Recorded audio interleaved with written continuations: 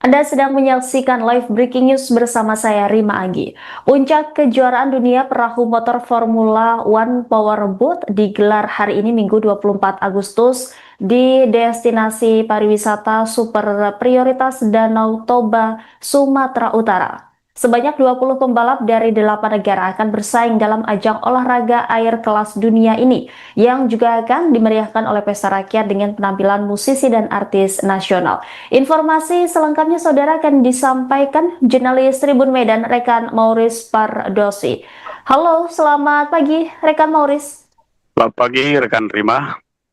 Ya, seperti apa situasi di sana dan terkait dengan digelarnya ajang kelas dunia ini? Silakan dengan laporan Anda.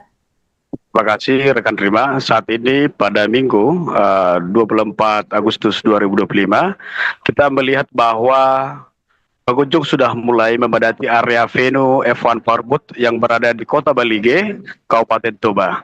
Dan acara ini merupakan event kedua setelah event pertama pada minggu lalu itu Aquabike Jet Ski World Championship, dan sekarang dilanjutkan dengan F1 Powerboat yang berlangsung sejak tanggal 22 hingga hari ini, dan puncak pertandingan ini akan berlangsung pada hari ini juga. Ada 24 pembalap, 20 yang turun, 4 lagi sebagai cadangan, dan official dari 8 negara, 10 tim itu sudah berada di pedok. Dan kita saat ini tengah berada di area media center, dan untuk persiapan kita kemarin sudah komunikasi ataupun wawancara dengan Pemkab Toba. Mereka telah melakukan pembenahan dalam waktu sepekan untuk 2 event internasional ini, dan saat ini mayoritas masyarakat sekitar sudah padati area venue karena memang untuk pengunjung tontonan ini digratiskan alias free kan. Jadi para penonton sudah mulai padati kawasan ini yang kira-kira panjang 200 meter, dan mereka bisa menyaksikan secara langsung bagaimana mulai dari start hingga balapan dimulai, dan bentuk dari sirkuit ini bentuk pesawat. Ini juga melihat kondisi situasi dari perairan Danau Toba yang ada di kawasan Balige ini. Termasuk untuk cuaca, kita kemarin telah wawancarai juga pihak BMKG mengatakan bahwa untuk saat ini kondisi cuaca sangat kondusif untuk pertandingan dan diperkirakan bakal berlangsung dengan baik, karena memang dari prediksi bahwa gelombang air Danau Toba tidak mencapai 0,5 meter. Dengan demikian, event ini dapat berlangsung dengan baik, dan sebentar lagi pada pukul 11, Grand Prix akan segera diselenggarakan, dan saat ini petugas dan pengunjung juga sudah mulai berada di areal ini. Demikian rekan Rima. Baik, terima kasih atas laporannya jurnalis Tribun Medan rekan Maurice. Selamat kembali bertugas.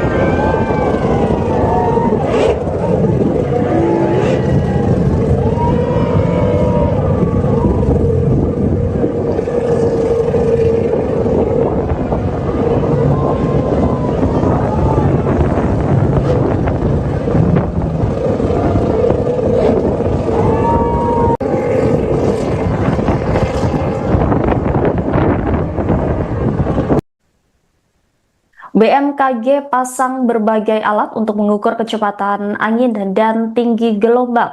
Kepala BMKG Wilayah 2 Medan, Hendro Nugroho menjelaskan pihaknya menempatkan alat pengukur tinggi gelombang yang ditempatkan di perairan Danau Toba mirip seperti pelampung. Untuk diketahui pergerakan angin dan kecepatannya serta tinggi gelombang, pihak BMKG juga menempatkan beberapa display di sejumlah titik. Sementara soal informasi cuaca, pihaknya juga berkoordinasi dengan Injourney yang kemudian sebagai penyampai informasi kepada para racer. Prediksi cuaca di pagi hari sudah disampaikan malam sebelumnya. Menurutnya event tersebut amat dipengaruhi dengan cuaca sehingga info cuaca amat sangat penting. Ia juga menjelaskan batas tinggi gelombang danau yang nyaman bagi para racer. Jika gelombang tinggi di atas 0,5 meter, maka sudah pertandingan harus diberhentikan. Selanjutnya, ia juga menyoal pelaksanaan event F1 Powerboat 2023 lalu. Ia pun berharap cuaca hari ini kondusif berlangsungnya event F1 Powerboat. Ya, kita tiap hari berkoordinasi dengan Unjurni. Jadi malam hari pun kita berkoordinasi dengan Unjurni. Kita fitting informasi perakiraan cuaca kita dan dari Unjurni meneruskan ke para pembalap. Jadi untuk event besok paginya. Berarti saran-saran dari BMKG di. Iya, alhamdulillah.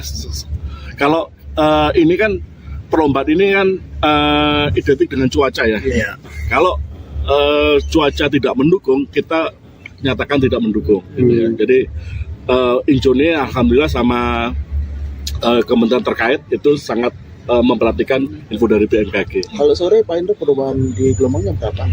Ya, kalau sore untuk hari ini sampai jam 7 0,5 ya, 0,5. Ya. Masih kondusif lah gitu ya.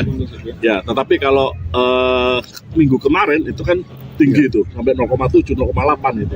Nah ini alhamdulillah kita kondusif untuk angin hari ini. Dia tidak tergolong aman di angka berapa ini?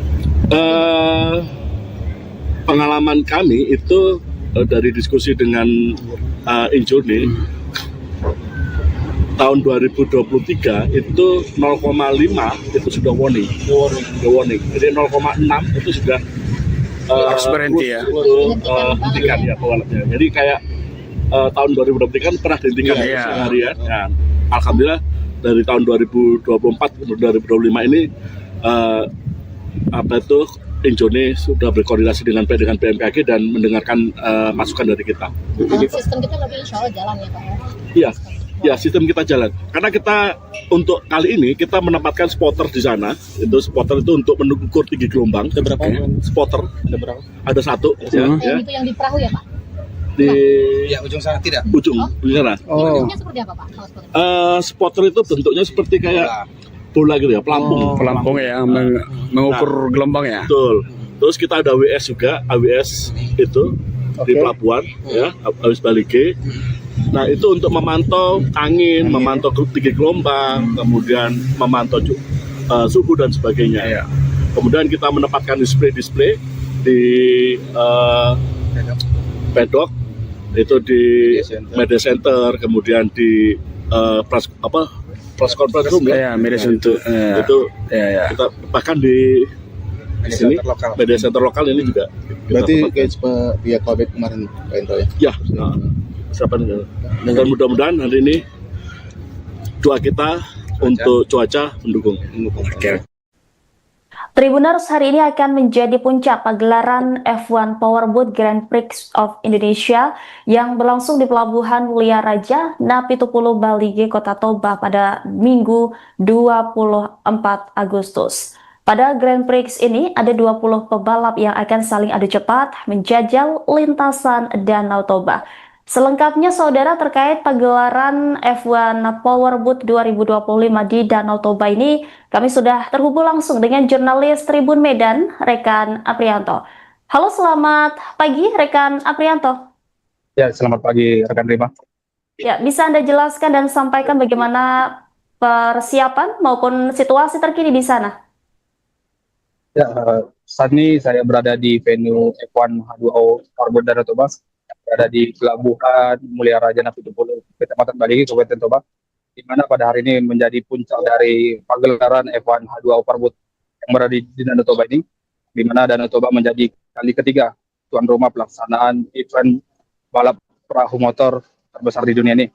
Nah, pada hari ini akan menjadi puncak dari event ini sendiri, yang di mana pukul 11 nanti akan dimulai Grand Prix yang akan dilaksanakan oleh dari H2O, di mana ada 20 pembalap yang akan menjajal lintasan Danau Toba pada hari ini, yang di mana pole position sendiri akan dipimpin oleh pembalap dari tim Sweden yang berasal dari Swedia, Jonas Andersson. Dia berhasil mencatatkan waktu terbaik pada babak kualifikasi di Q3, di mana dia berhasil melewati seluruh pesaingnya dengan catatan waktu terbaik 57 detik, dan diikuti di belakangnya ada dua pembalap dari satu tim yang terbaik, itu dari tim Victory Team, yakni Oleh dan juga Tom Torrente. Mereka menjadi yang terbaik kedua dan ketiga dengan catatan waktu 56 detik, beda tipis dengan Jonas Andersson. Dan pada hari ini sendiri babak Grand Prix ini sedikit berbeda dengan babak sprint race kemarin, di mana kemarin babak sprint race hanya menggelar 14 lap, namun untuk pada hari ini sendiri akan ada 24 lap yang akan dilewati para pebalap yang akan turun di lintasan dan pada hari ini. Dan juga pada hari ini berdasarkan informasi yang kami dapat, Gubernur Sumatera Utara sendiri, Bobi Nasution, akan hadir untuk menyaksikan pertandingan ini dan juga untuk menyerahkan piala kepada para pemenang yang akan tampil pada hari ini. Dan suasana di venue ini sendiri sudah cukup ramai. Ribuan dari masyarakat maupun wisatawan yang sudah hadir di Kabupaten Toba sudah memadati venue untuk menyaksikan kemampuan dari para pebalap saat ini. Mungkin sekian informasi dari saya. Kembali ke studio. Baik, terima kasih atas laporannya rekan Aprianto, jurnalis Tribun Medan. Selamat kembali bertugas.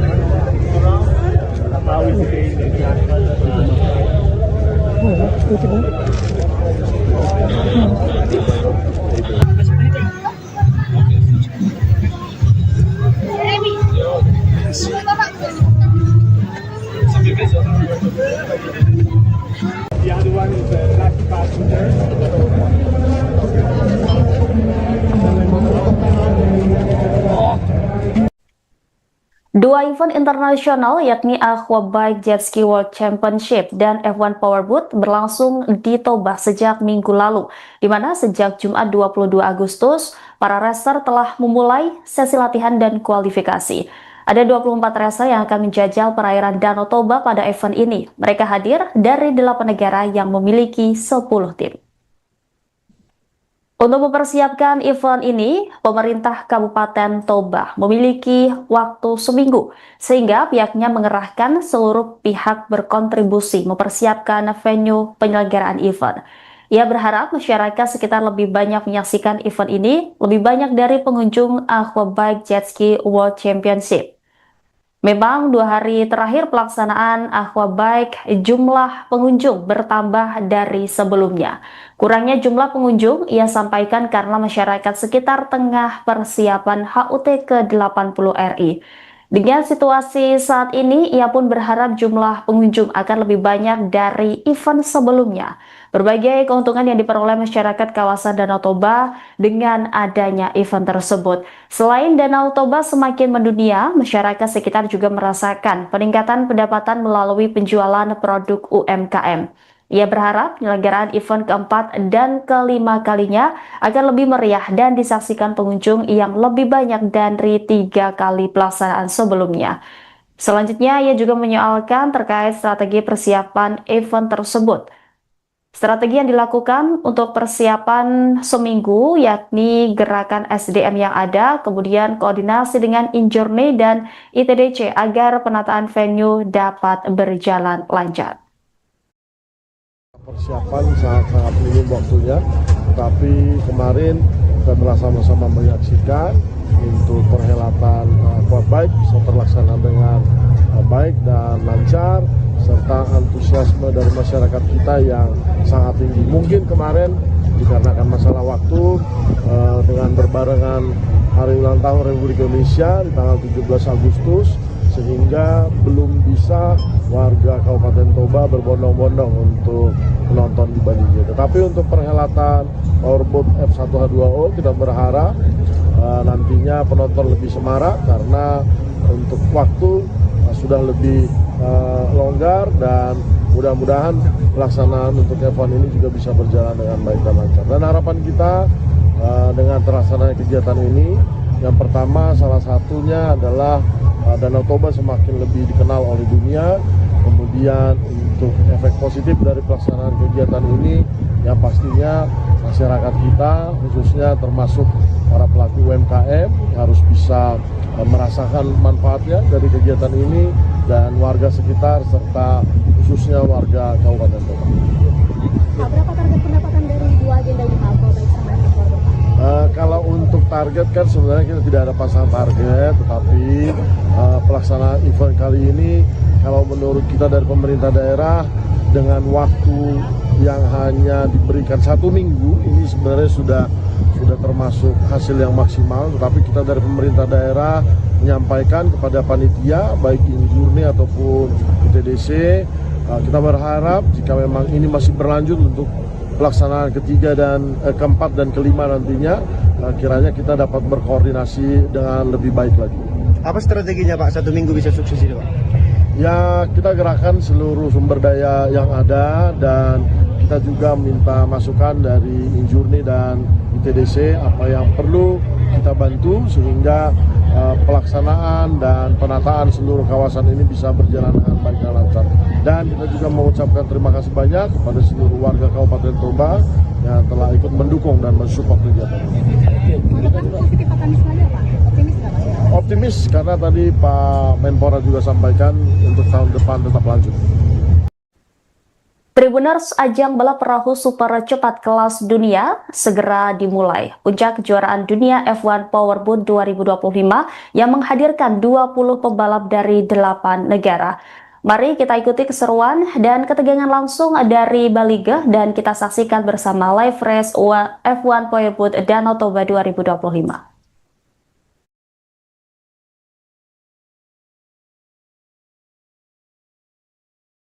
Film TV ain't going to be hanging about out there today. Exactly, Jonathan.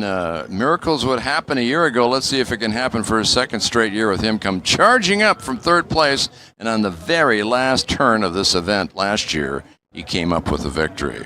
Well, the big news for this series in the offseason was one man, Sean Torrente, the three-time world champion, deciding to come back into Formula One. He got a good offer from the Victory team to return to Formula One. He's been spending most of his time in offshore powerboat racing, so he is back and ready to attack, and he really strut his stuff yesterday, winning in sprint race number 2. Let's hear from the man from Florida. Third. I got Alec on my left and Rusty on my right and Jonas on pole, so hopefully I can improve a couple spots at least on the start and then just kind of manage the race from there. That's the plan. If not, we'll hopefully let the race come to us. You know, this place changes quickly, so the waters will be beautiful probably when we start, but if the wind kicks up, I mean, in 2 laps it'll completely change, so we have to be prepared for all. Well, with that happening, of course, Sean Torrente really feeling good about what he thinks he can do today, and he knows this course just a little bit, even though this is only his first weekend here, but he's figured it all out. Let's go back to JJ. He's got Claudio, who helps build these Sharjah boats. He's got 3 in the race today. Yeah, we're down here with the crew chief of the Sharjah team, Claudio. Hey, new boat this weekend, Claudio. How's it going so far? So it's not bad. The first time in the water. The water running okay, almost same the other boat this morning. So little time for sure the good propeller. Yeah. Now still okay for the race. Well, good luck today. Thank you. Really important guy in Team Sharjah. They're working on this new boat. It looked quick out there this morning in free practice. Watch out for them. On Friday, we witnessed the largest field of drivers to ever qualify here in Indonesia. Let's take a look back as we focus in on the final 2 sessions. And in session number 2, it was all about a big surprise that we had found that this driver here, Eric Stark, who finished 3rd in the championship a year ago, struggled. He had an engine problem, and he did not get a chance to move up and challenge for the pole position this year. So with a disappointing performance by him, then we get set for the 3rd and final 10 minutes of the shootout. And Ben Jelf was right up there. He went to the top of the sheets momentarily, looking good for the young driver from the UK. And then he stepped out after he ran out of gas. And then it was all about Sean Torrente along with his teammate. Torrente went to the top, and then it was Alec Vekstrom who beat him. But then all was said and done, and at the very end, it was Jonas Andersson who came up with the pole position, his 15th of the season. We are just moments away as the countdown clock ticks down closer and closer to the start. We're set for the Grand Prix of Indonesia. Let's go now.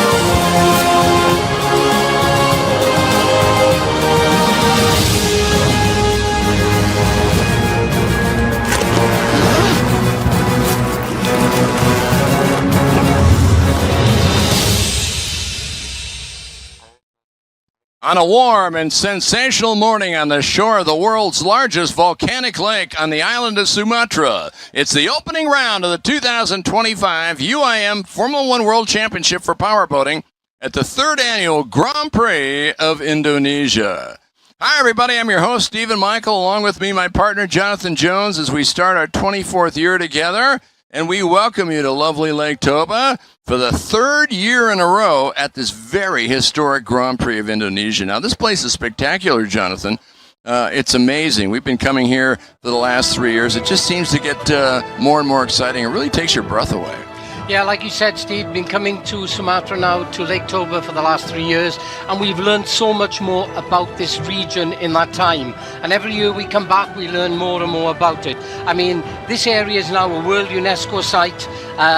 It's becoming very, very popular for tourism. So we're racing on a flooded volcano. It's about 100 kilometers long, so it's enormous. And the culture and the scenery is amazing. So what I would say is this: if you happen to be in Asia and let's say you're in Indonesia, it's about a 2-hour flight from the capital to come up here to this region. It's worth a visit because there is so much to see, from the scenery to the culture and everything else that goes with it. Well, Indonesia and the island of Sumatra, a world left for you to explore. Try it someday. You'll think of yourself and thank yourself if you do. Well, I'll tell you what, this is a great way to start the season, Jonathan. One of the longest circuits at the 2.21 kilometer 9-pin turn maze. These drivers really have to stay focused, don't they, Jonathan? They certainly do, and more so here than anywhere else. So you come down into turn 1, you can see past the start-finish line. Very, very tight there into turn 2, and then you're turning into the first right-hander, turn number 3, floating the boat through there, and then all the way down to the outward side of the circuit onto number 4, and then there's a little short shoot to 5. Now this is where you may be able to set yourself up for the long back straight. Come down from number 5, through the right-hander again. Now at this point, take a nice wide line as they come through number 6, down to number 7, off number 7. This is where you can overtake. From 7, get that boat on top of the water, getting as little drag as you possibly can, all the way through 8. Then through 8, this is where you start carrying the speed. Down that long, long back straight, you can see the shoreline there, and from number 8 into number 9, barely settling the boat on the water there as you keep the speed up and down past the start-finishing line. Right now, the conditions, well, they're better than what we expected they would be. In years past, we started this event a little bit later on in the day, and we got a chance to see yesterday. This is literally an inland sea. It's so big, Jonathan. And the wind kicks up in the afternoon, almost like trade winds coming off the ocean. It was very, very rough yesterday after the sprint races. And today we figured out the best way to run this is by doing it in the morning.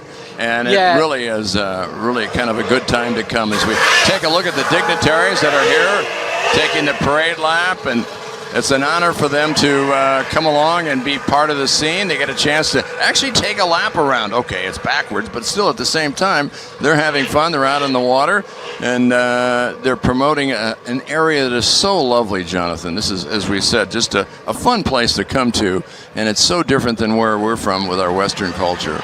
Yeah, a lot of the dignitaries, a lot of the government and the governor of northern Sumatra is here. So a lot of people flown in from Jakarta. It's a big event for them here. It's one of the major events now in Indonesia during the season, and I think they're going to really enjoy this race this weekend because the conditions absolutely perfect. There's going to be a lot of incidents and accidents. There's going to be a lot of overtaking. I think it bodes for a great race. Yeah, the H2O Racing family is doing a unique doubleheader. Last week it was the aqua bikes and all the hundreds of people that participated in that, and now this week the big boys come in, the Formula One boats, ready to put on a show, reaching 220 kilometers per hour and around this very twisty course that should be more than exciting. So as the dignitaries on the looks like a Coast Guard boat are working their way around, and the field of 20 drivers from 14 different nations have lined up and they are ready to go. Tell you what, let's take a look if we get a chance here, Jonathan. Let's run. As you can see, everybody on there, they must have about 15 or 20 people on that boat. So everybody who needed to be on that boat is on that boat, which I think is amazing. It's great to have as you can see, the flags flying, and the F1 H2O flag banner there with the Indonesian flag as well. And there you have it. They're coming back in, and as they work their way back in, let's take a look at the entry list. The largest field of drivers ever to take part in the Grand Prix of Indonesia, and they come from 4 different continents. Let's see how they'll line up off the dock today. Here's the starting lineup. On the pole, Jonas Anderson getting his 15th career pole. looking for his 4th World Championship in 5 years. Alec Vekstrom, a returnee on the victory team, a lot of talent.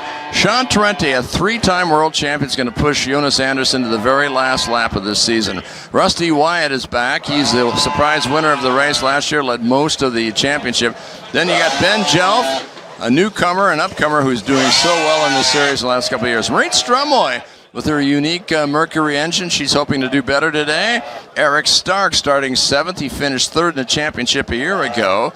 Peter Morin, the veteran driver from France, driving the CTIC China boat, along with Stefan Arand, the college student that just graduated. He'll be in the 9th spot. And Alberto Comparado, the driver who was with Team Abu Dhabi last year and now has switched back to his own team, and he looks a lot more relaxed. And Grant Trask filling in for Brett Dillard. Damon Cohen, who is another Aussie, who is hoping to make a mark today, one of 3 rookies, as is this man, Johan Osterberg, a longtime friend of Jonas Andersson, riding with him. And then Ferdinand Zandbergen, the driver from the Netherlands, along with Alexandre Bourgeot of France. Bartek Marzouak, the winner that was 2 years ago here in 2023, winning his first and only Grand Prix so far. The veteran Duarte Benavente for the Formula Atlantic team. Sami Celio, a 2-time world champion, looking for his first victory in 9 years. Mansour Al-Mansouri replaces Thani El-Quimsi in Team Abu Dhabi for the first time in 25 years. And then Cedric Deguin rounds out this field of 20 drivers from 14 different countries. So there you have it. That's the field of drivers today. And you can better believe it that the strategy here, Jonathan, well, it's going to be interesting to see how it plays out, because you've got 3 tremendous drivers. You got 2 of the first 3 in the lineup are totals of 6 world championships. I think Tarente is going to really push Jonas this year, and it should be really amazing. But he's starting in 3rd. He's going to have to do some work to get up to the Swedish driver. Yeah, we saw Tarente yesterday with Wexstrom there. Nip and tuck going into turn number 1, turn number 2. And then we came to the far end of the circuit, and Tarente had already been thinking about how we could overtake him, because trying to overtake boats on the first lap when there's clean water out there does make life a little bit easier. So when he came to the far end of the circuit, down past the start pontoon here, Wexstrom took a really tight line into 1 and through number 2. What the number 4 boat did was he came really, really wide, and instead of settling the boat in the corner, which does slow it down a bit, Tarente kept that boat on the top of the water through number 1, wide line through number 2, and then as they went down to the first right-hander he was just ahead, but on the inside, nip and tuck, and that's where he made that move yesterday. Now Jonas knows that that's what happened with Tarente, so when Jonas gets off the line, he's going to make sure that he doesn't give him that opportunity, because as you said, Steve, Tarente is going to be fast on the first lap. He knows he's got to make moves, and he's got to make them fast at the beginning of the race before this water chops up. Yeah, and before Indonesia back in 2023, it was the first time that we had raced in Southeast Asia since the 3rd round of the Singapore race back in 2005. Wow. Francesco Catando won the race. Sami Celio was 2nd, and your buddy Philippe Desertin was 3rd. So it's great to come back to this region of the world, and the Indonesian people have just jumped head over heels on the excitement of this series. Yeah, another guy to watch out for is Stark, because he's on the back foot a bit. They had 1 or 2 issues in qualifying, and they couldn't get into the top 6. So he's starting around number 7 there for the Grand Prix today. And the only thing I will say is that Stark is fast off that line, and I know they'll be running a slightly smaller propeller Team Abu Dhabi, because they know if they can make some moves on lap 1, it's going to help them immensely come the actual race itself. So again, watch out for Stark, number 7 at the moment. I guess we're going to see him moving up the field and moving fast in the first lap or 2. The first back-to-back Grand Prix here in Indonesia, we have seen 2 different drivers win for the first time in their career. Believe it or not, as we mentioned, Bartek Marzouak in 2023, and then the Canadian Rusty Wyatt came around and won a very magical last turn to pass 2 places, past 2 Swedish drivers, and won his very first race at his very first event. So Jonas Andersson slammed the door on a very unique story after Bartek's win in 2023. That made 7 different drivers winning 7 different races until Jonas, 2 years ago, slammed the door on the competition, won 4 straight, and has won now 8 of the last 12 races. So Jonas Andersson has had this series by the scruff of the neck, and he's hoping that some of the stronger competition that's back into the series, like Sean Torrente and maybe Alec Vekstrom will not upset the apple cart for his team.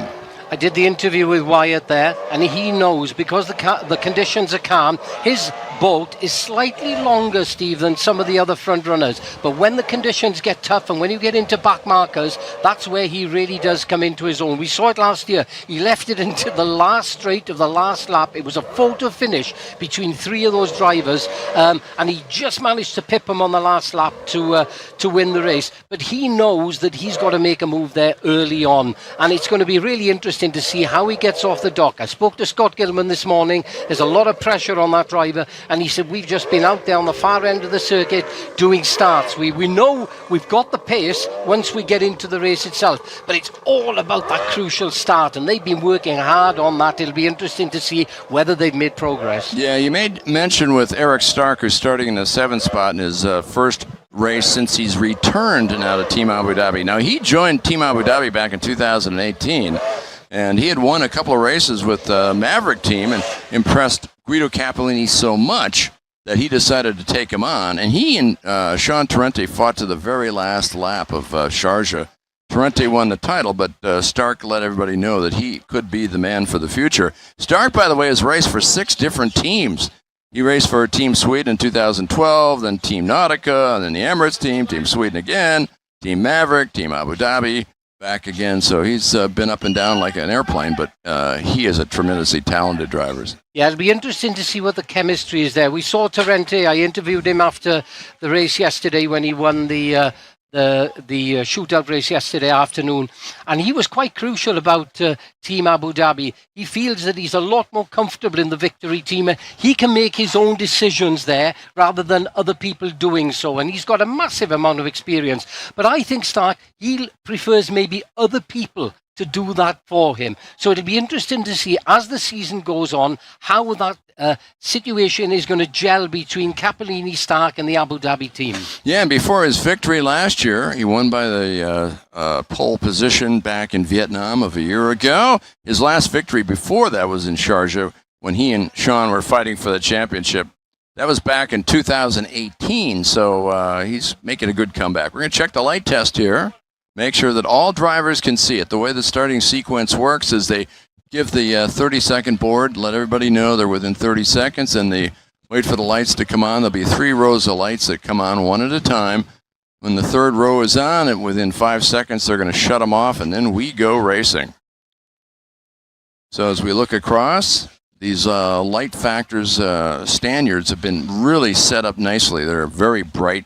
My word, you can see it from 2 kilometers away, Jonathan. Yeah, so we've got 3 sets of lights. So you'll see the lights come on, and then one by one they're going to go off. This is the light test that hopefully we're going to see once all the drivers are happy, because they'll have been talking to the crew chiefs and the crew chiefs on the radio, and they'll be talking to the governing body there to say, okay, we're ready to see what happens. So you can see set of lights, then 1 light goes off, 2 lights goes off, the 3rd light goes off, and they are away. So 2 different philosophies. Jonas Anderson spending all winter long, shortening his boat, working on the power. And then at the same time, you got Sean Torrente. And for him, it's going to be a reconstruction of a dream. Another world title, he hopes. But boy, with this boat today, he may have to work a little bit harder than he expected with that very short boat. But if it starts getting rough up with all the back markers and the waves and turbulence, it might be a little tougher for Jonas Anderson, but we'll see. Yeah, but he just seems to have had that boat balance well, hasn't he, over the last number of races. And this is a new boat that he's been working on with Christian Målgaard in Denmark. I think what they do is they use the DAC safety cell because that works very, very well and protects the driver. But then the rest of the boat they invent themselves. Not only have they got this boat here, Steve, for the first time, and he said he's made some good progress with this. They already have another boat that they're working on, and he said that boat should be available for the next race. So what he's going to do is he's going to test both of them when we have free practice a couple of days before the race, and then decide which way he's going to go forward. Yeah, and his older boat, which is sitting back behind tents, is just as fast. He took that out on Friday, and he said, whoa, they're about the same speed. So it just sounds like it's getting better and better, the progression of the way he's worked it out. He thinks about it all the time. So less than 2 minutes to go. We're getting very close. Tens of thousands of fans look on in eager anticipation, ready for today's Grand Prix, watching their heroes as they fly the boats along in tremendous speeds, 4 to 6 Gs in the corner. Jonathan's done that for many years. He knows what it's like.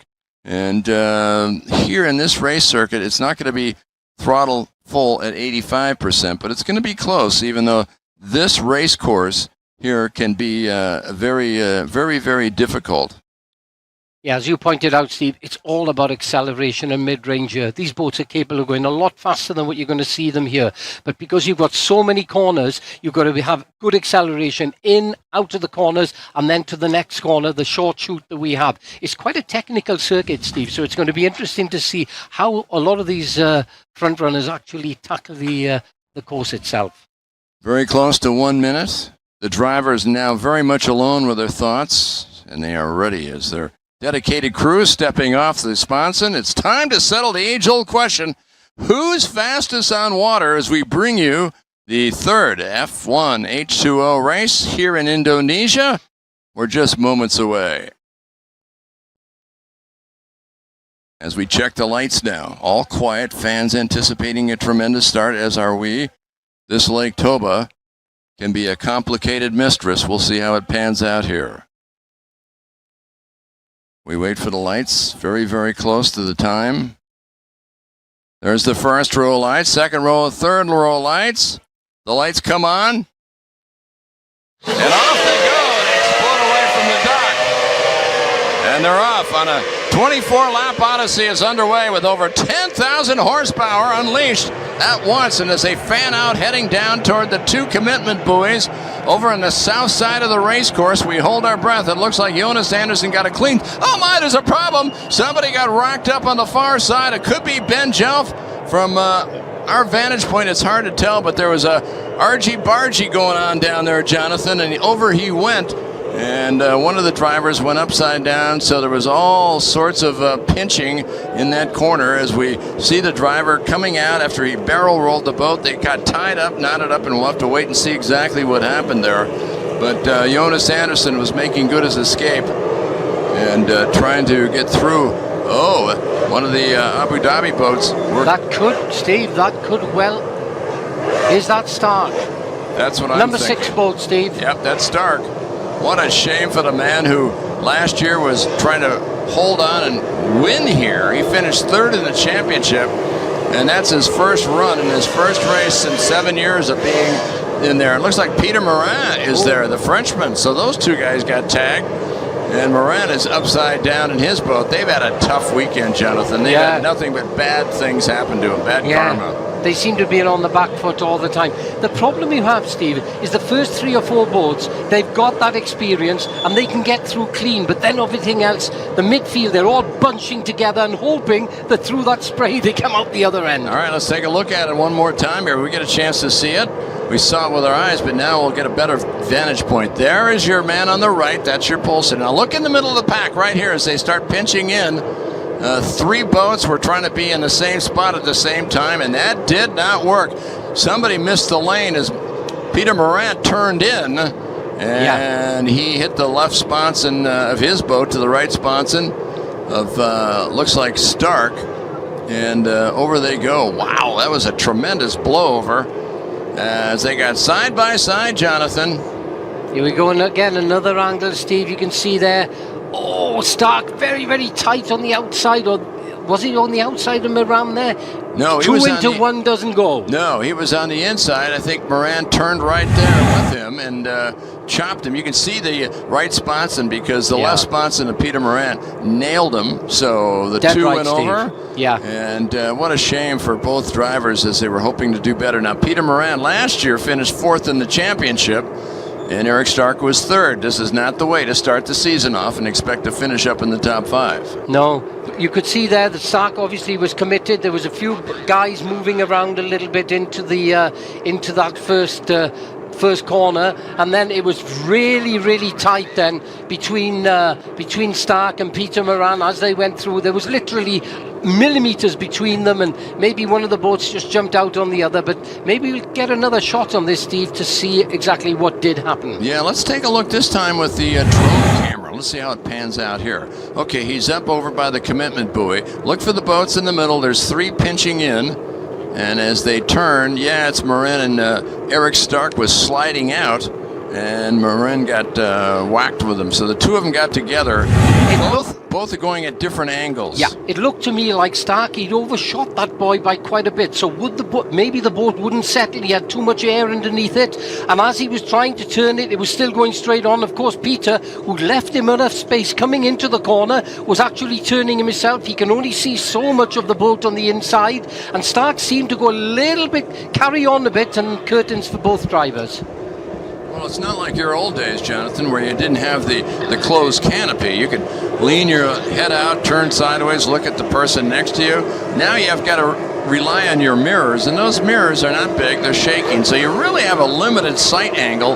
And boy, you could just see it, though. That was a great shot. The drone angle really helped, and it showed you, as I think you put it perfectly, is that he overshot the turn with a great deal of speed. He couldn't set the boat, and bango, he ran right into Peter Moran. Yeah, I think that's what we saw out there. It appears to be that's what happened. Maybe we're wrong, but it looked as though Stark he seemed to go quite a long way, because Ben Jelf was on the inside. He took a really nice turn through that first corner, and then you could see the two of them there, Stark overshooting the boy a little bit. Of course, Peter there already committed to turn, because he thought, well, Stark is going to turn maybe 10 or 20 meters inside him, and of course he was out of sight at that time, and unfortunately they had that collision and they're both out of the race. Well, we knew it was going to be a dynamic and exciting season, but we didn't even finish one lap of the opening round of this series, and already we're scrambling to get the guys back together. And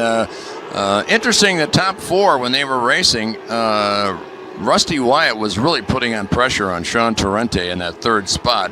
And of course, with not even a lap completed, you go back to your original starting positions. You stay out on the water. You don't go back to the start pontoon. So that means it'll be Jonas out in the front with you got Alec Vekstrom, the 2022 Rookie of the Year, and Victory Team teammate with Sean Torrente in 3rd, and Rusty Wyatt in that 4th position. Yeah, and with all that excitement, we forgot about Jonas Anderson, who came off the dock like there was no tomorrow. My goodness, that boat accelerates. And I was watching him coming in through the first corner, Steve. He probably already had 10 boat lengths on the number 2 boat, the number 2 Victory boat there. Boy, is he fast out there, and it's going to be a tough order, Steve. We figured this, Jonathan. I mean, we knew that the 2 Victory boats, the teammates, we call them the Blues Brothers, were going to be battling in the Blues, and they almost found their way to get close to Jonas, but Jonas has got the speed. So it's going to be a matter of them not dueling themselves, just like McLaren in Formula One auto racing. You know, you got to be careful. And these 2 drivers have got great talent, but Jonas is a man of his own at the moment. Even though we haven't even completed a full lap, we're going through a lap in under yellow conditions. Yeah, and you can see the Victory boats there now, number 2, number 3. So you've got Wexstrom in 2 still. You've got Sean Torrente in that the number 4 boat, which is in 3rd position, and it's going to be interesting. We could see that Sean yesterday overtook Wexstrom, not easily, but I think he just had a bit better race strategy to get through number 1, number 2, as I explained earlier on the outside, and then of course as they came into the right-hander, he had the inside line, and yeah, it's going to be interesting. I think that Sean has got a little bit more pace. How are they going to work as a team? Are they going to let both drivers just race and get on with it, or do they feel that Sean has a better chance? We see this in Formula One car racing, don't we, where sometimes there's a lead driver and there's the second driver, so time's going to tell over the next probably 5 or 6 laps once they get this underway as to how it's going to go. All right, I'll tell you what, let's take a look, Jonathan. We'll go back at the start. We're going to take a look at exactly how it played out here going into the 1st and 2nd commitment buoy after the lights went off, and off we went for the first lap. A good start there by both Alex and Sean Torrente, and Jonas Anderson got a whale of a good start. And as they took off, You can see farther back in the pack, there's Sami Seljo, the two-time world champion, getting a good jump. Here's another shot, as you can see, Jonas Andersson, lightning quick as he rocketed his way out to the front. But you can see Alex Vekstrom hanging right in there with him. Torrente trying to stay away from his teammate, but yet again, he starts to drop back just a tad. He's getting pinched as they go through, but there's the damage right there as you get a chance to see the two boats get together. Now, the thing is, what we're hearing right now is there's a lot of debris on the race circuit. Let's look at it from this vantage point. Look about halfway in. There you go, right there. So you got to go around not one commitment buoy, but two. You're turning yourself backwards as a corkscrewing his way through the accident. Wow. Yeah, you could see literally that Eric Stark literally corkscrewed his way through over the top of Peter Moran.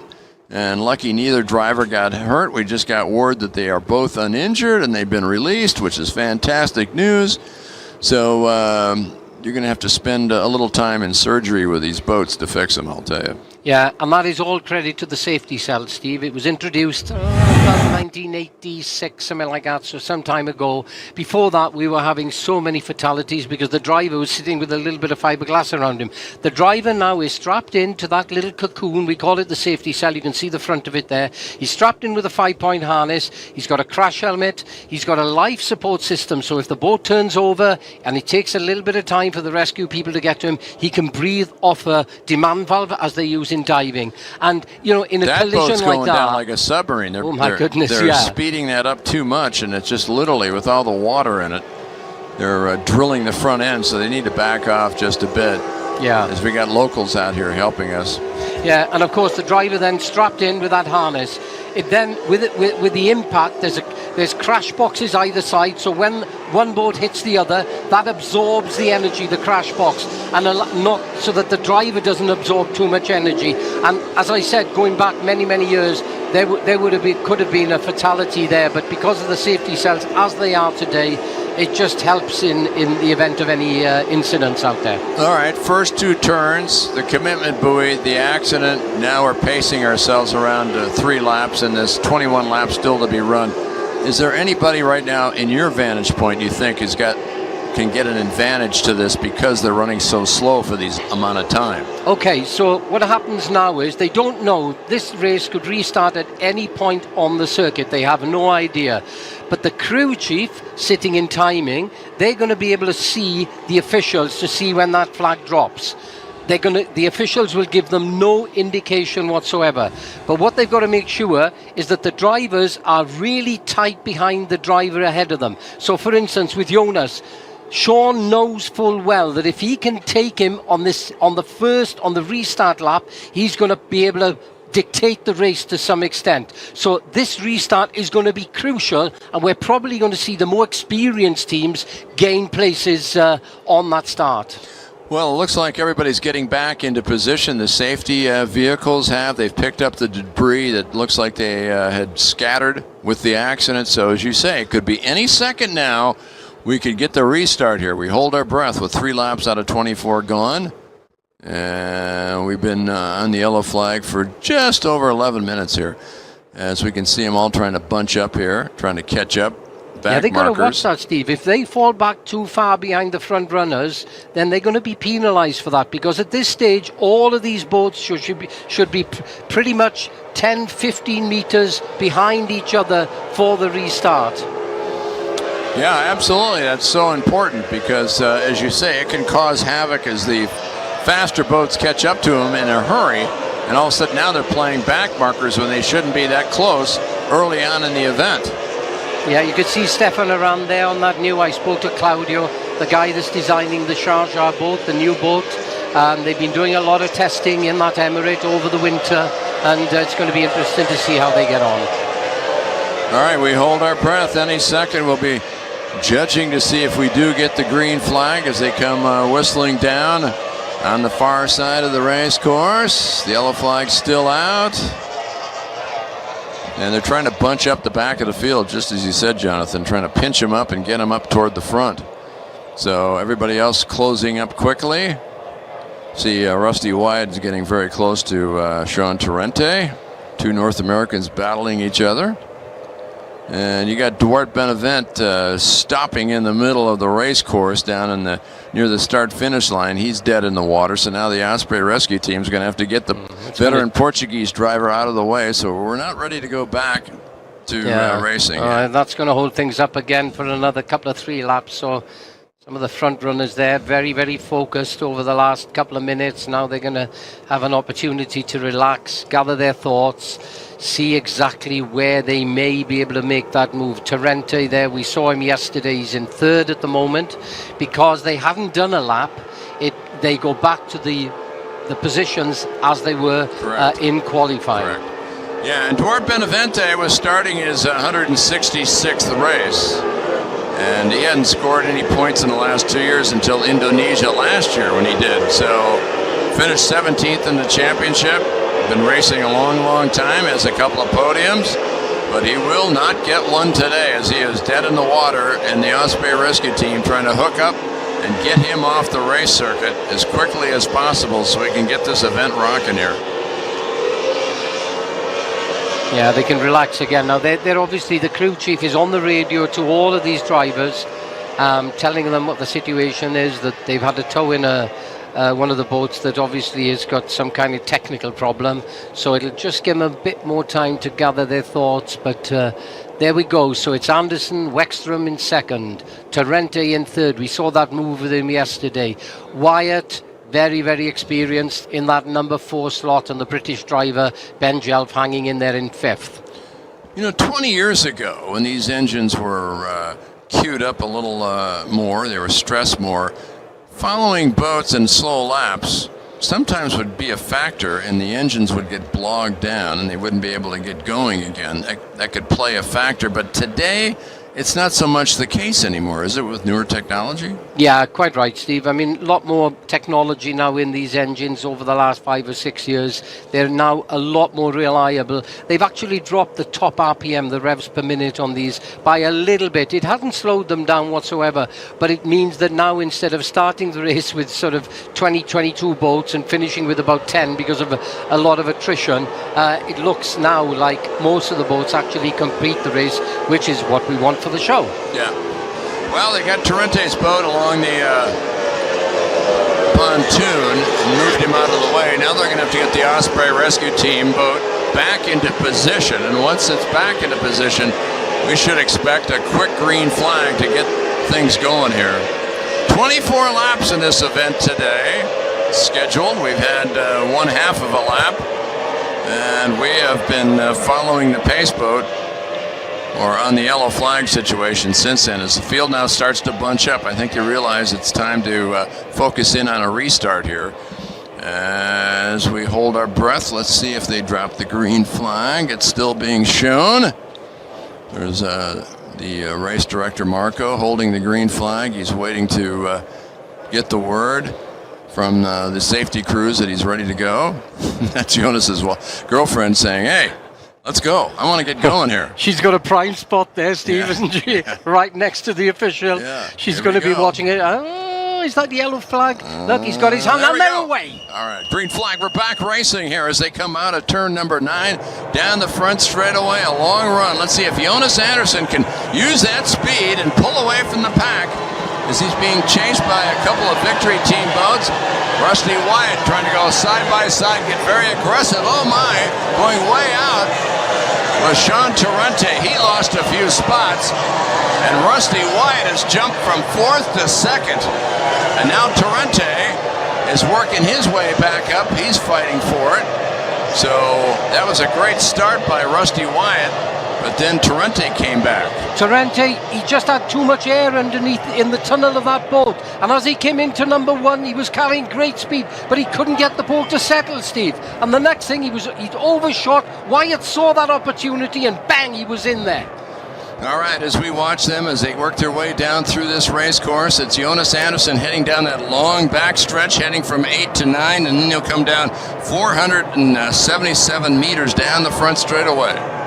This race course with 2 right-handers is one of the longest anywhere in the world. And Jonas Anderson trying to pull away with Rusty Wyatt up into that 2nd place. 3rd is Alec Vekstrom.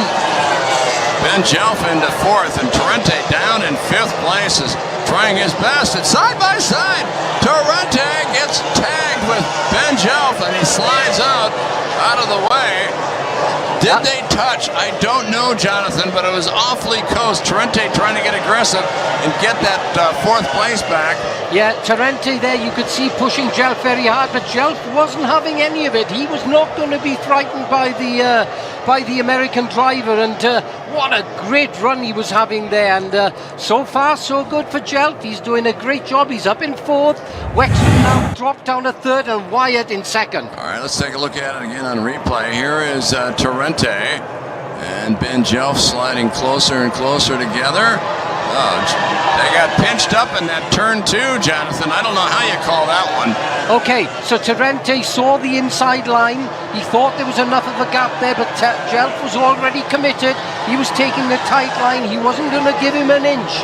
Jelf thought, if you can get in that gap, well, you can try, but he wasn't going to let him through easily. All right, as we watch them compare rolling through here.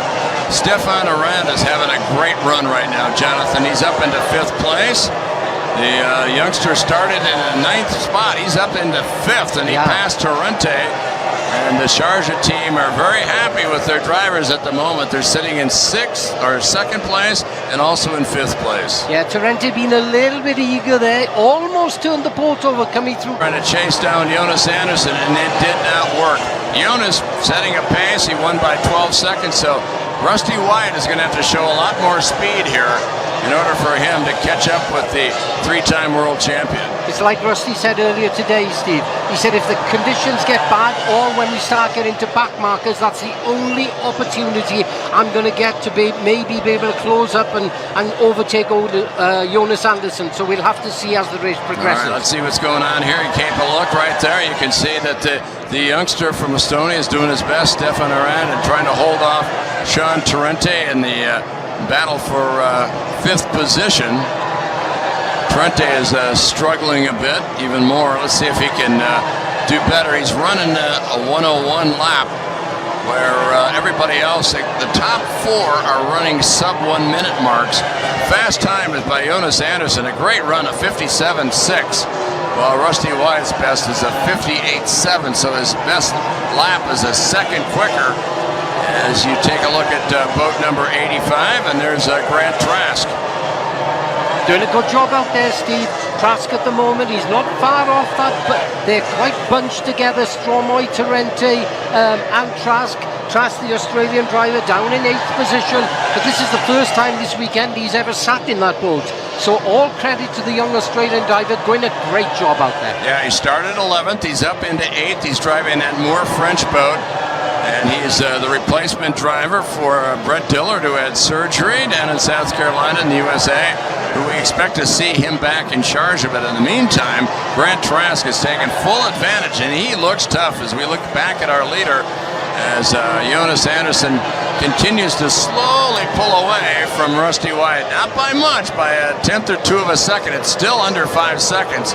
But let's see what happens as the wave conditions get a little bit tougher for that small boat that Jonas Anderson's got. You see there, one of the Abu Dhabi drivers not giving Jonas enough room. He was being very, very cautious there as he took him on the inside. And this is now where Wyatt can start maybe making up a little bit of ground. 4 seconds now between first and second. Of course, what happened was Jonas on the restart, he had that clear water for quite some time. We're picking up Wyatt there in second. He had that clear water. Wyatt was stuck amongst all the carnage with the boats colliding together there. So he lost a little bit of ground, but slowly but surely, Steve, he's definitely helping. He's down to 2 seconds, Steve. He's going to make a move. All right, let's see what happens here. Getting very, very aggressive as the water starts churning up. It's not perfect like it was earlier. There's still 11 laps left to go. We're glad you're with us here from lovely Lake Toba on the island of Sumatra here in Indonesia for the third Grand Prix of Indonesia as we kick off our 2025 season with the UAM Formula 1 World Championship. I'm Stephen Michael with Jonathan Jones alongside, and I'll tell you, it's turned out to be what we expected. We've seen a lot of action, and the big question now is, can the Canadian pull off another miracle? Can he continue to move forward? Maybe Jonas got tied up in the traffic and he lost a second or two. Now we'll find out if he's got it squared away and if he can build on that lead that he had. Yeah, exactly right, Steve. You could see on that last lap, one of the young Abu Dhabi driver there was turning fairly tight on the corner. Jonas didn't want to take any chances. He backed off a second and a half, which allowed Rusty to close up on him. And this is what I was saying earlier on. Once these guys get into back markers and the water conditions get a little bit rougher there, is Wyatt going to start being able to put the hammer down? That's what he did last year. He took Jonas on the very last lap, on the very last straight. It was a photo finish, if you remember. Yes, he did. What a great race that was. We had a great time watching that one. Well, I tell you what, Jonas got that vibe back because he gained a second and a half, and now it's a tick under 4 seconds, so he got it back as he continues to work his way around back markers. He's coming up on two-time world champion Sami Celio. Celio was lapped yesterday in the 14-lap sprint race, and he's about ready to get lapped again. So you've got a two-time world champion, a three-time world champion. Sami Celio in the 11 machine with the Red Devil boat is doing his best to try to get toward the front again. He hasn't won, Jonathan, in 9 years. That's hard to believe. No, but a lot of respect there from Celio. You could see he gave him that line. He gave him the inside lane there. Didn't come across him. Didn't deter him in his progress during this event. So we've got Jonas Andersen open that gap a little bit more again on the last lap, Steve. He went from 2.19 seconds. It's now open to 3.48. So as we speak, he seems to have everything under control. 9 laps to go to the end of the race. Yeah, it's down to 3.4, and we'll see how that plays out. You've got Marit Strummel up into the 7th spot. She had started in 6th. She fell back, and now she's chasing Sean Torrente, who's in that 6th position. Who started 3rd and has fallen back to 6th. Yeah, they seem to be holding station at the moment, don't they, Steve? So you've got Jonas leading away. Wexstrom doing a great job in that. Wyatt in 2nd, I do beg your pardon. Wexstrom doing a brilliant job in 3rd, and Ben Shelf, the young British driver, really doing so well this weekend. Made some immense progress since last year in 4th position. They got to be happy with that. Wow, it's over 5 seconds, Jonathan. This is the biggest lead that Jonas Andersen has had in this race. It's 5.24 seconds, the difference between he and Rusty Wyatt, who's in 2nd place, who won this race a year ago. So there you get a chance to take a look at Marit Strumloy, and she's over on the far side. She's putting pressure on Sean Torrente. I wonder if Torrente's boat has got a problem with his boat. I don't know if it is, but as you can see, she's still working her way around back markers and doing a good job. Yeah, Torrente, as you say, he had that collision. Did it upset something in the boat? Maybe one of the systems isn't working quite right. As we go back now to Marit Stromoy, most of the guys out here running a 2-stroke, 2.5-litre V6 Mercury engine, producing around 450 horsepower. And Jonas Andersen stopping, Steve. Oh my word, the world champion of the last 2 years in a row. Jonas Andersen, this is a shock. You gotta be kidding me. He has only dropped out of 2 of the last 21 events, Jonathan. 2 in the last 21 events. This is a complete surprise. It's a bit of a shock for all of us, as he has gone silent in that number 1 machine just out of turn number 1. And the yellow flag has come out because he's still in harm's way. But Jonas Andersen, wow, we thought he was a bit of a cakewalk here, just kind of expanding on what he expected to do. With the way this season's developing, this could be a big, big play, Jonathan. This, with Rusty Wyatt, opens the door for a possibility of him winning for the 2nd straight year. We'll have to wait and see. It's far from over with 7 laps left to go, but Jonas Andersen has flipped the canopy open, and we don't see that very often. He hasn't stopped like this in a couple of years. No, like you say, Steve, he's dominated not only with his speed on the water and his qualifying times, but with his reliability, because he spends a lot of time tuning these engines, and he doesn't only go for speed and power, but he goes for reliability. Steve, just picking up here, you just see him slowing down there, coming into the corner. So he's got some kind of technical problem. I said the engine, it could be anything, couldn't it? It could be a battery gone down, it could be a wire that's broken or whatever, and that's a real shame for a guy that was totally dominant out here this afternoon. You know, in 120 starts that he had, he's had 34 DNFs, but he had a real problem early on in his career finishing races. Well, he's fine-tuned that. And as I said, it's been like 3 years since the last time he came to a stop. Well, look what happened. It's the old bugaboo. Maybe he's got the little Indonesia bad luck syndrome going for him. And the thing was, with only 6 laps to go, he couldn't back off that much because Wyatt was holding position against him in that second slot. It was 2 seconds, 3 seconds. So normally with 6 to go, you know, you've generally got enough of a gap, a cushion where you can sort of not quite put so much pressure on the equipment. But he had to push all the way because once Wyatt got going, although he didn't have a brilliant start, once he got going, his speed out on the circuit between him and Jonas was literally a tenth or two per lap. Ben Jelf sitting in that 3rd spot. And for Ben Jelf, this would be a big, big day for him. This is his 14th start. He has never had a top 5 or a top 3. What they've got to watch though, Steve, is, like you said before, it's never over till it's over. So we're going to get another restart once they've got Jonas out of the way. So Ben has got to make sure, I think he's got his dad on the radio to him, that's what I understand. So he's got to make sure his dad, who's got massive amount of experience, that he can get this start right. Because Stefan Arand, you can see him just behind him there, he's not going to give Ben an inch. So, but having said that, no, is Wexstrom going to give Rusty any space there? So it's going to be a real interesting restart here. Yeah, these are 2 Rookie of the Years fighting here. And Rusty Wyatt, as you see him, the Iceman from Ontario, Canada, came over after 4 years of racing in North America and just shocked the world last year as he won on the very last corner down in turn 9 and passed both Stark and Jonas Anderson to win.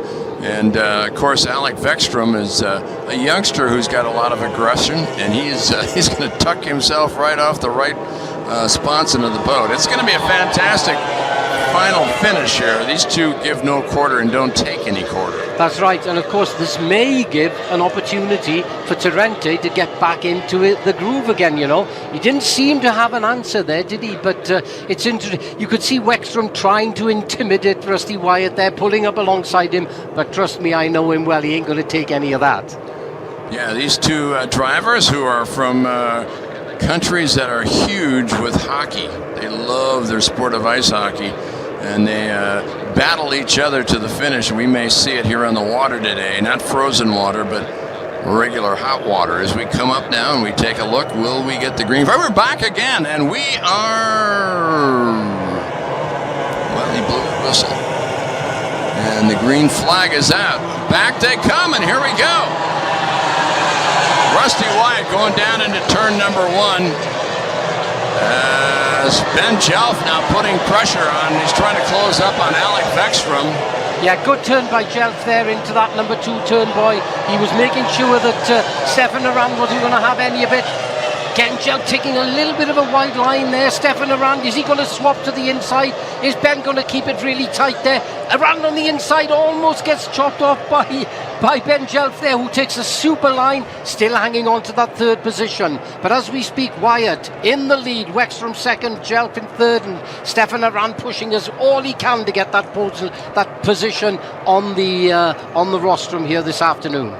The top 4 drivers really young. They've only got about 2 years average in the game here, and they are making a statement today. The youngsters are really putting on a show as Rusty comes whistling by here. We check now the difference between 1st and 2nd and 3rd. Less than 4 laps to go, now 3 with 3.7 seconds. Ben Jelf is 5.5 back. Working on Jonas Anderson's boat, obviously having a real problem. Yeah, they didn't know. Torrente keeps falling farther and farther as Torrente down in the 13th spot. Has Sean gone off? Take a look out here. There's Torrente, and looks like he is done for the day. So the return of the American 3-time world champion was not what he had hoped for. It was not a dramatic return to the circuit. Instead, he is pulling out of the race, and he'll have probably no points here as we come through with just a couple of laps left to go. So as we look back on the race course, coming out of turn number 9, that's the difference in the top 3 as they come by. Yeah, even Stevens at the moment there.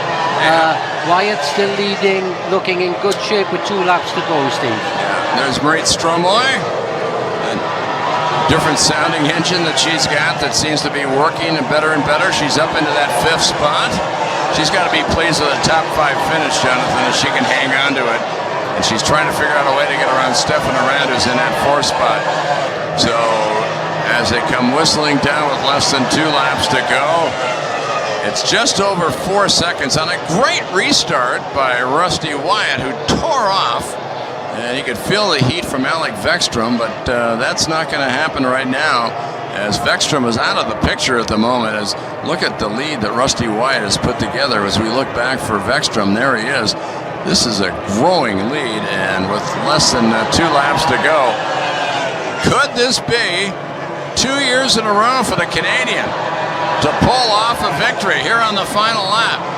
Rusty Wyatt, with 7 turns left to go, around the right-hander he comes, heading up into turns number 4 and 5, Jonathan. Yeah, done a great job out there, hasn't put a foot wrong all weekend, has he? And like you say, last year's winner looks like it's going to be this year's winner, although he's still got to get to the checkered flag. And I think now that Vekstrom in that 2nd place, he's got enough of a gap between him and Ben Jelf, the British driver, in 3rd, and so he's probably just backed off a little bit. He's quite happy that if he gets that 2nd spot, and believe me, I'm sure that Ben Jelf to get 3rd position, and he's been so competitive all weekend. Great job there from the young Brit. All right, as he slides out toward the final turn, Rusty Wyatt heading down in toward turn number 9, trying to accelerate away, and he comes across and wins. Rusty Wyatt picks up his 4th victory, takes the lead, trimmed it down to about 4 seconds, but Jonas Andersson came to a complete stop, and he proves that he's human, because he hadn't been shut down in a long time. So. No, and he had so much pace out there, didn't he, for the whole, well, not just for the race, but the weekend. I mean, he was so quick in qualifying and everything else, and really upset. Oh, and there we see Jonas's teammate obviously got a bit of a problem there as well. Yeah, Johan Osterberg, the first-year rookie, getting his chance to race in his first race, and the boat looks like it's... not the perfect end for Team Sweden. No. Both drivers having a real hard time. Unofficially, he finished 12th.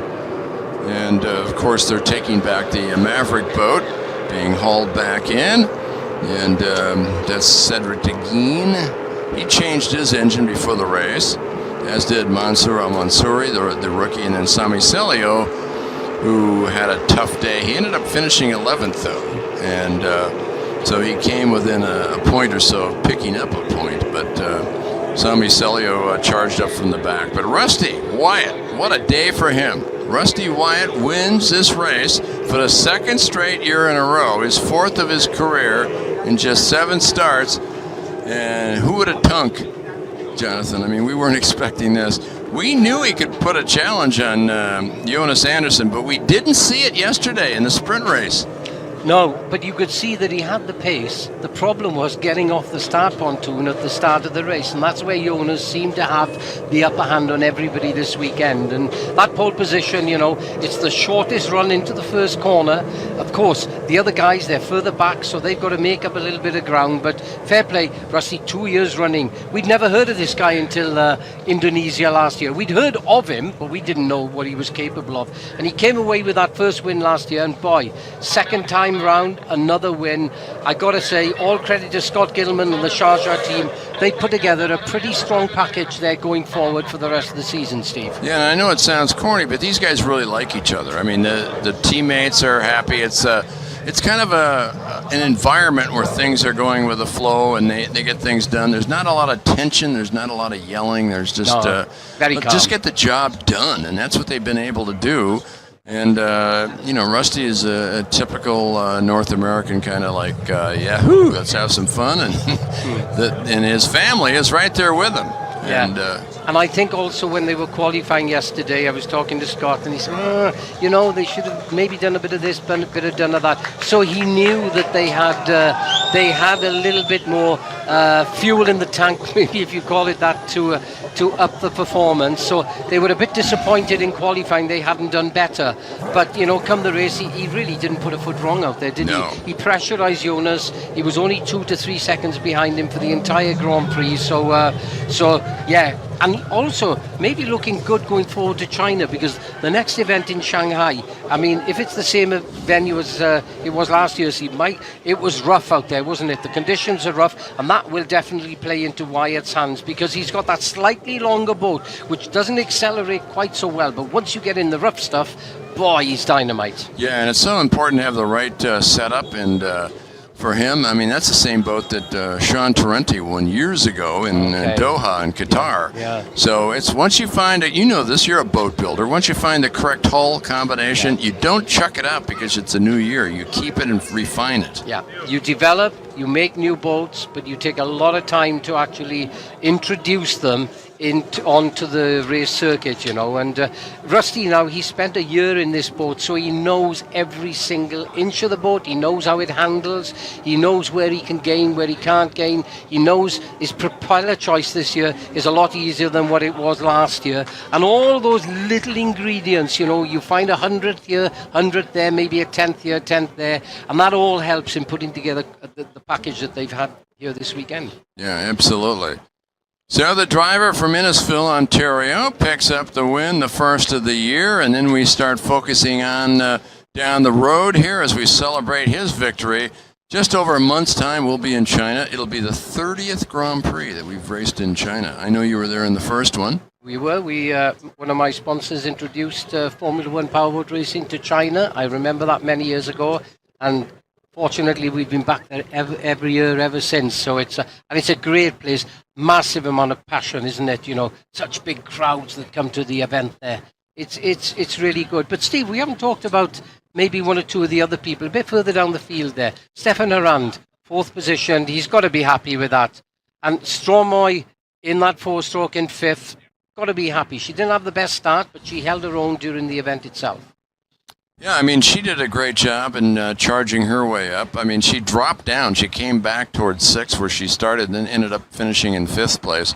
But yeah, the youngsters, as we talked about, I mean, Rusty Wyatt, he's a youngster. It's only his 2nd year. He's 30 years old. But Alec Vekstrom, who was a Rookie of the Year a couple of years ago, he's back after missing a year hiatus. And then you got Ben Jelf, who's only in his 3rd year.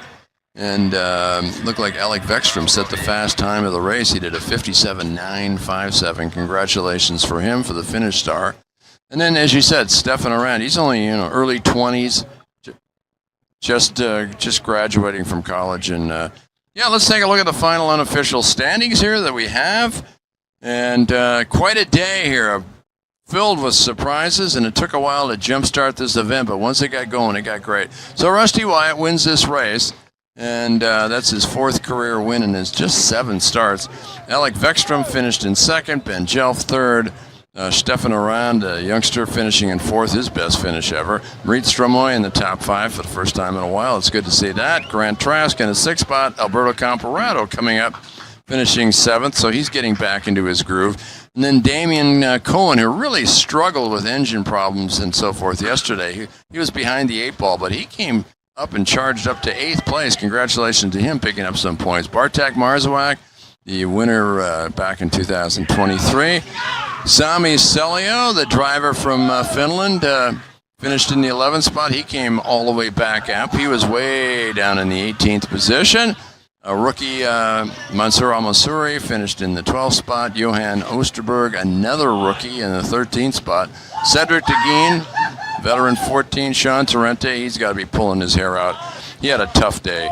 Jonas Anderson, of course, a surprise, a huge surprise.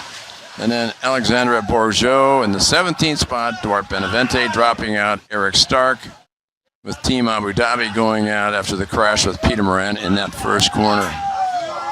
So, right out in front of us, there you have it. For them, the boys in Canada, this is pretty warm water. They jumped in. It's about 25 C. And this is how they celebrate. He's excited. He's ready to go in. Yeah. Hey, you might as well make it dramatic, right, when you go in? Yeah, and a couple of the crews there that have worked really hard in giving him this package this weekend, and what a great result there. The other thing I've noticed, Steve, is that, first and second, different Emirates. So we have the Emirate of Sharjah finishing this weekend in the top spot, and Wexstrom there for victory in that second. Be interesting to see what happened with Sean there, because he looked very, very strong at the start of the race. I'll tell you what. We've seen the drivers in the standings so far, how they finished today. Let's look at the team results. You mentioned team, Jonathan. Let's see how that all panned out here for us. There you go, Rusty Wyatt, and he puts himself in a position where these are driver championship points unofficially. Wyatt jumps to the front, and you've got Vekstrom with a good run yesterday and finishing second today. He's second. Colin Jelf, the UK driver, looking strong in third. And another youngster, you get a chance to see Stefan Aran in the fourth spot. Reed Stumway with 12, then Comparado, Grant Trask, and Jonas Anderson. He got 10 points because he won his heat yesterday, as did Torrente, so that kind of saved those guys. They're not, 29 points behind or whatever. And then Eric Stark, who struggled today after having a good day yesterday.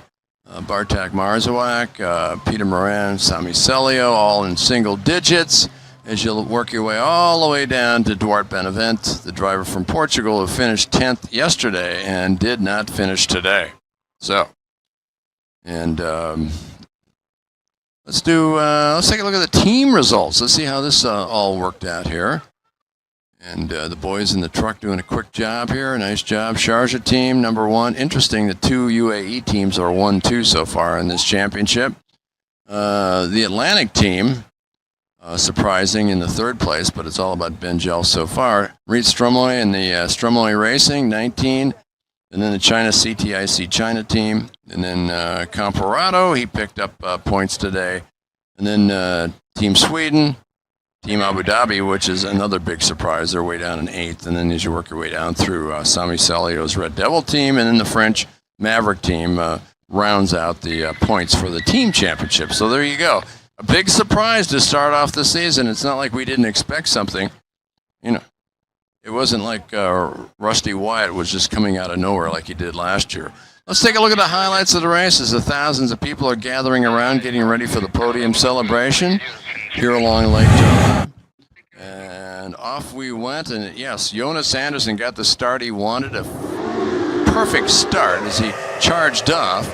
And then, of course, the two victory team boats of Alec Vekstrom and Sean Torrente were right there with him as they all hit it down to the commitment buoy, which is about 480 meters down the road, and that's when all the mayhem happened as the boats fanned out, and they had to get around a very tight two-pin commitment buoy here. And there's Jonas. Watch in the middle of your screen, though. This is where all the mayhem happened, right there, as Peter Moran got together with Eric Stark, and the two went over. Stark went over the top of Peter Moran, and that took both of them instantly out of the race. A big surprise for Stark because we expected to see him pushing strongly for a championship. This is not the way you want to start a year. And thank heavens for his good run yesterday for him in the heat race. Otherwise, it wouldn't be good.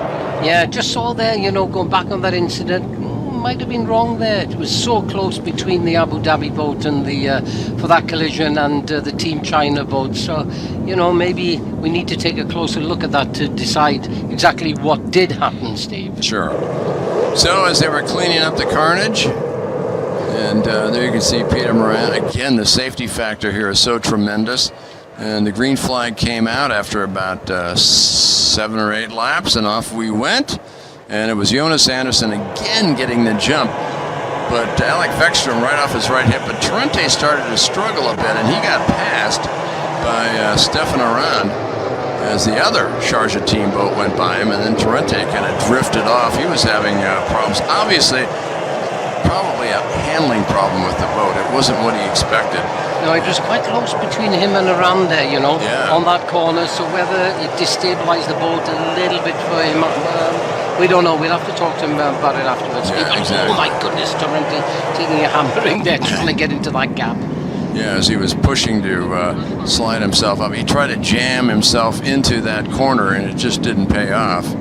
And you can see the roughness of it as Ben Jelf took off and got out of clear water while Torrente was struggling to regain his speed again. Now, if we go back, here's Jonas Anderson with Rusty Wyatt. It was about 2 seconds and then 4 seconds when Jonas got away from some traffic, and then they closed it to 2, and then Jonas Anderson was about 3.5 seconds ahead. And then this happened in turn number 1. Wow, Jonas Anderson could feel the deja vu from last year. Guess what? He looks out and there's Rusty Wyatt for the second time in 2 years going, bye-bye now. And went right around him. And a big surprise because, as we said, Jonas Anderson's only dropped out of 2 races in the last 21 in his career. His reliability has been so good. And then the push for Alec Vekstrom on the restart really kept it honest for Rusty Wyatt. He could feel the heat from behind as the young Finnish driver, who's so talented and came over from go-karts to powerboat racing, has been so successful with the victory team. So one half of the Blues brothers came home in second place overall, and Rusty Wyatt, for the second time in 2 years, came out, and he would take the checkered flag, flipping up the canopy and excitement. So it was Rusty Wyatt and Alec Vekstrom and Ben Jelf, the top 3. And you can see the Canadians hugging each other, knowing that they got the job done with 4-time world champion Scott Gilman, their team manager, and then oops, bye-bye now, as they pushed Rusty Wyatt into the water eventually as they took their parade lap around in celebration. You got cousins, you got brothers, you got a big family there, and they all jumped on the boat. Yeah, and it's cool to see as well Sharjah that have had an event there since the 90s, but didn't have a team until fairly recently. And, they must be really pleased. I mean, they are such a big part now, Sharjah, of the world of powerboat racing. Yeah, absolutely. So tens of thousands of people now pinch their way up toward the podium for the podium celebration. We wait in earnest to see if we'll get a chance to see the top 3 make their way up to the podium with Rusty Wyatt. There he is with Scott Gilman. Gilman, who's a strong boy, grabbing around the neck. Look at these guys. Oh, they're well pleased, aren't they? Yeah, Fair play. yeah. Scott, he's always under so much pressure to get everything done, but he's such a laid-back guy, isn't he? He seems to take everything in his stride, and for all the pressure they've been under this weekend, we can see there. Jonas talking with Eric. Yeah. Eric's. Thank goodness he's okay. It was a tough one to call on that, what happened there, Steve, because there was a lot of spray everywhere, and, who knows? We'll have different people giving different opinions. You never know exactly. That's a good way to look at it. Yeah, we don't want to speculate and pick on one guy or the other. But, for us, as we like to say, it's just one of them racing things. Yeah, it is. That is racing, isn't it? Yeah. When you go into that first corner at 130 mile an hour plus, and there's literally millimeters between each boat out there, you get a sudden sort of wash, bit of wind, whatever. It can alter the handling of the boat, and then, some people get away with it. They're lucky. It's a tough one, but nice to see Stark there with Rusty, congratulating him, and also, of course, with Jonas Anderson there, still with a big smile on his face. I mean, he's got to be happy, Steve. Goodness, I mean, how he's dominated for such a long time. Yeah, and as they make their way toward the podium, you can see the winning Sharjah team marching toward the podium celebration. And when they finished first and fourth, Stefan Aran had they were working on his engine this morning. Yeah. It wasn't a clean day for him. I mean, they had to work hard to get him up into that 4th place. Yeah, and bear in mind that Sharjah boat, it's only done a little bit of testing, I was talking to Claudio, you remember, down on the pontoon there, having a chat with him about it, and he said we're making solid progress with the boat. We've done limited testing because after building the boat, we had to ship it out here fairly early on. So, that boat is only going to improve, as is Aran, the driver, the young driver that you said has just finished university, so he's pretty young out there. And for him to take on the rest of this field, very experienced drivers, doing a great job.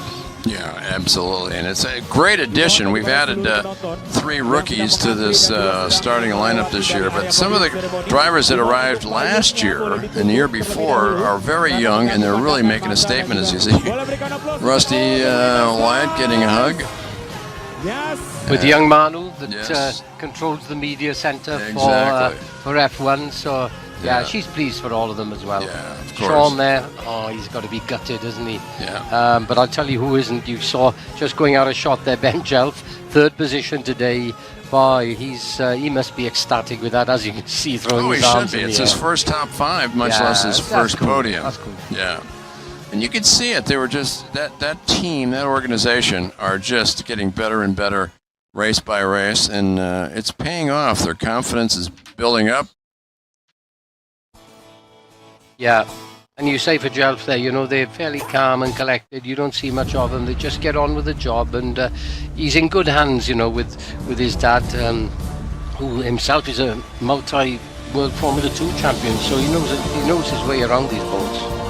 Yeah, I mean, it's funny. It's interesting to see how these people get into the world of Formula 1 powerboat racing, what the tradition is, what their families were like to get there. Yeah. And I know that Rusty Wyatt, he's his relatives were involved in powerboat racing, and he's got a Rourke Summerford Mod VP boat. He's got 2 of them actually out on the lake, and I went for a ride with him last year when I spent the weekend up there with him in northern Canada. And wow, tell you what, you ride in the back seat of that thing, and he's doing 109. Yeah, you know it. I can imagine. And I believe he's got an aircraft as well, Steve. You've been flying with him recently? Yeah, his brother Ray has. His brother Ray is here, and I think he was there in this shot. He's a little bit older, and he's a tremendous flyer. He loves that's his thing. Yeah, and you were saying you went up on the lakes with them in Canada there, flying around. And some beautiful scenery, right? Yeah, he made me jump off like a 20-meter cliff into the water. Scared the bejesus That's out of cool. me. So, Yeah. looking back at the race today, Steve, I mean, some of those midfield runners were a good surprise for us as well. I mean, Grant Trask there, in that 6th position, he really held his own there, having only got into that boat for the first time this weekend. So for Team China, I think he's done a really good job as well, as is so we got 2 Australians in the top 10. Damon Cohen, finishing in that 8th position. He's got to be chuffed with that when you look at the competition that he's against out there. Yeah, but he was a tremendous racer in Australia. It's not like he's just jumped into a boat for the first time. He's got a lot of good championships, and an easy step into the cockpit for him, even though he's never done this before. And yeah, as we said, they started off slowly this weekend, and they were on the back foot, and they came there forward in a hurry, and they saved their best for last. So good for him, good on him, as they say. Yeah, some of the officials there really excited about what they've seen this weekend, and 3rd time back here. Remember the first time? My goodness, we had such bad weather. It was like in the ocean. So one of the ministers going out there now, Steve, I guess, to the stage to give out the trophies. Yeah, we had the Minister of Sports that was here all weekend, and he was at the drivers' briefing yesterday, and he's quite a fan of powerboat racing, so that's really cool. That's good to have the local community and the national people. We had the leader of the country come here, 2 years ago? And what was good news as well? Last weekend, the organisers of this event put on a jet ski race, a World Championship jet ski race. My understanding is that a local 16-year-old Indonesian, he actually came away winning that race. So, we've got the events here. Let's hope that one day we see a local Indonesian actually compete.